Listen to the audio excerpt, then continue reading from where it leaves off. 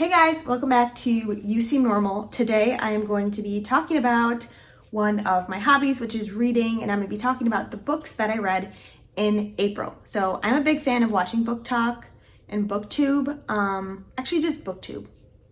Yeah, BookTube. So I kind of wanted to film one myself. Here it is. I read 7 books in the month of April, and I'm going to talk a little bit about them. That's kind of how these videos roll, is you talk a little bit about the book, and then if you enjoyed it, and then if you recommended the books. We have 7 to get through, so let's get started.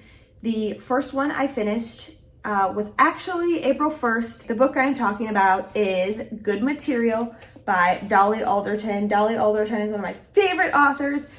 She is British, so a lot of the stuff in here, like there's some quirky things in here that relate to British people, I guess. I don't know. So what's interesting about this book is she has some fiction and she has some nonfiction. This is a fiction book. It is written from the point of view of a dude, which took a few chapters to get used to, I guess. It ends up being his side of a breakup. And it's just his musings and thoughts and things for like almost all of the book. And then in the last small section, it talks about what his partner, a woman, her thoughts on the breakup and why they broke up in their relationship and stuff. So I really loved this book. You know, when I finished it, I wanted to reread it like right again. That's a good sign. If you're gonna start reading Dolly Alderton though, I wouldn't necessarily say like read this one first. I would say read her book Ghosts first. It's a novel. And then I would read her nonfictions, which are all about dating and life and like being like a millennial / Gen Z. She writes about modern dating, things like that, really, really, really well. She gets it so right. And that's kind of the order I would go in. But of course, if this intrigues you in any way, go ahead and start with this one. Okay, the next one I have is The Thursday Murder Club by Richard Osman, and this book was recommended by a booktuber that I like and respect.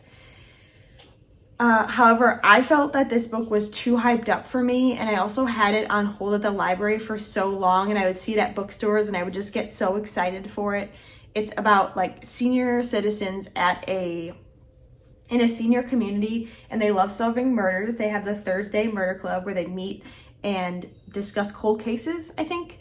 But all of a sudden someone close to them gets murdered, and all of a sudden they have a real like active case happening about them. And so they start working with the police and starting their own investigation and things. But unfortunately, it was enjoyable to read, but I didn't like love it, and it felt just kind of long, and the same thing kind of kept happening, and it just wasn't the best, and I was disappointed. Sounds lovely, but I think it was hyped too much for me, and I was a bit too excited that it didn't live up to those expectations that I had, which maybe that's on me. So okay, the third book I have of the month is The Ballad of Songbirds and Snakes, and so this is the Hunger Games prequel by Suzanne Collins, and I think it came out in 2020. When it came out, I wasn't super interested in reading it, although of course I love the Hunger Games. Like, I love the books, I love the movies. And then earlier this year, I went and saw the movie, the prequel movie, and it was so good. And I was so surprised. I don't know why I didn't expect it to be good. I guess I didn't really know the cast. I didn't know if I really cared about the subject matter. It's basically President Snow's upbringing, kind of, and kind of how he becomes this villain character.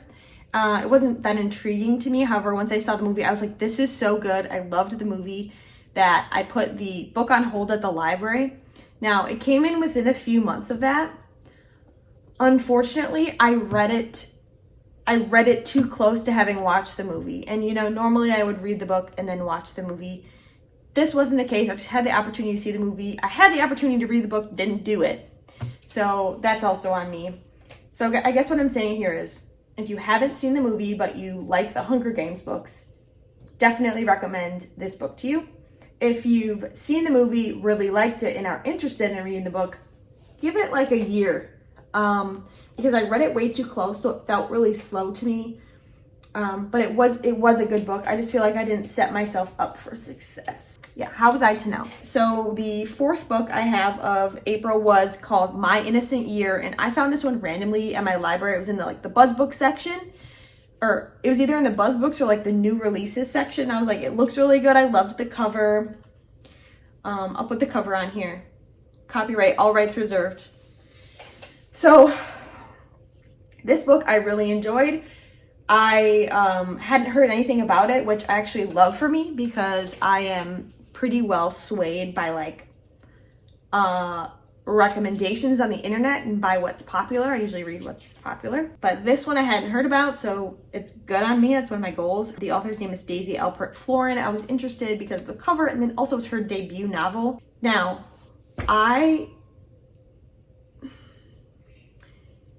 if you've seen Miller's Girl, it's basically Miller's Girl, the movie. So I can't imagine that was source material for the movie, but that's my is it my innocent year? My last innocent year. Sorry. I'm gonna look up the synopsis because I just watched Miller's Girl last night, and now the two are confusing me because indeed there is a professor-student relationship. Here's what I'll say. Enjoyed this book. Did not enjoy Miller's Girl. I thought it was terrible. I didn't get it. The tension didn't make sense. Like, there's some TikToks on this where people put it better than I would, but no. If you are interested in sort of a person, a college girl's kind of coming of age story, where she might be she's manipulated and influenced by an older figure that is like a professor, this would be the route I would take. It would not be that movie.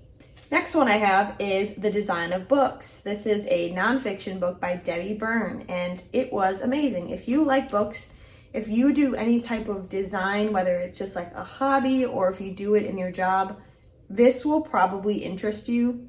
It was chunked out really well. Also, I got it because I wanted to get excited for my book in physical form, coming in physical form. So that has not been arranged. That is not close necessarily to happening. That's why I checked it out, and it did get me excited. It talks about more than just a cover design of a book.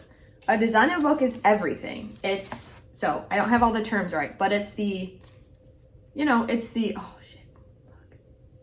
jacket, like it's the binding ridge right here. It's the fact that this is hardcover. It's the margins. It's like the chapter heading. It's where the page numbers are placed. It's widows, orphans, and runts, I think it's called. Like, there's so much to it that I learned so much and I loved it. So I wouldn't recommend it to everyone though. Obviously, if you don't have an interest in it, it's gonna be a no.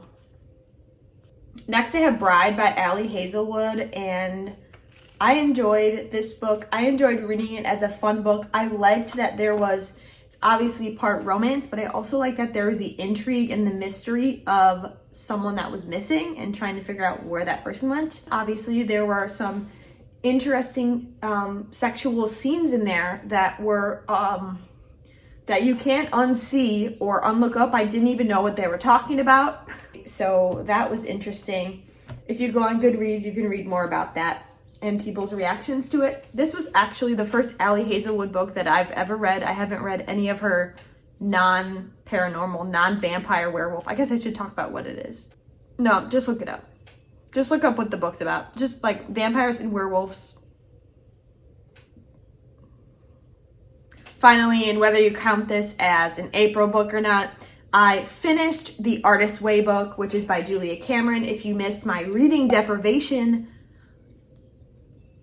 analysis vlog thing, I'll link it down below because that's something else where I talk about the book in it. But I did a creative cluster class, and it walks you through the Artist's Way book. The Artist's Way book is very, very popular in the creative community, and also not just people who are, do creative for their jobs, but anyone looking to nurture their inner artist and sort of heal their relationship with creativity. Oh, here it is.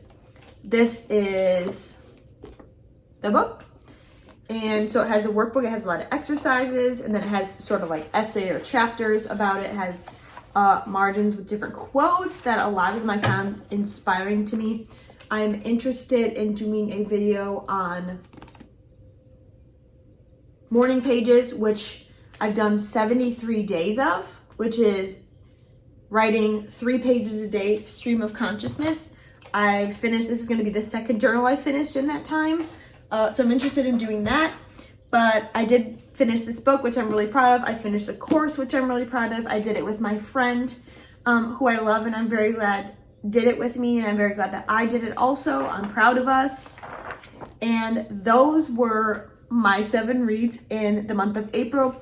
If you enjoy book videos at all, just go ahead and give this a like so I know. I know I don't, you know, it's not my main thing that I do, but why not? I'm allowed to post some fun content. And I'm trying to tell myself that I want to get back into YouTube, and I tell myself this a lot, but I do, and I have ideas. I just kind of get imposter syndrome when it comes to like filming, and I'm not really that scared of posting. It's mostly just the filming and the thinking through what I'm going to say part. But anyway, yeah, if you did enjoy it, please give it a like, just so that I know I'll pay attention to them. And I'll see you in my next video. Bye.